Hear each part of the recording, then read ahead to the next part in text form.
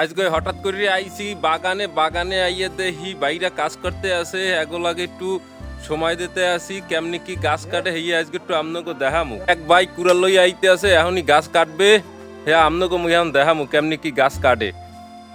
গাছ কাটা মোটেও সহজ নয়, কারণ এটা খুব পরিশ্রমের কাজ। প্রতিদিন সকাল 8টা থেকে বিকেল 5টা পর্যন্ত কাজ করে যেতে হয়। একঘেয়েমির কাজ শেষে একটু রেস্টের প্রয়োজন আছে, আর সেই রেস্টে পান, সুপারি, চা, বিস্কিট খাওয়ার একটু বিরতি নিতেই হয়, কারণ গাছের কাজ খুবই পরিশ্রমের কাজ।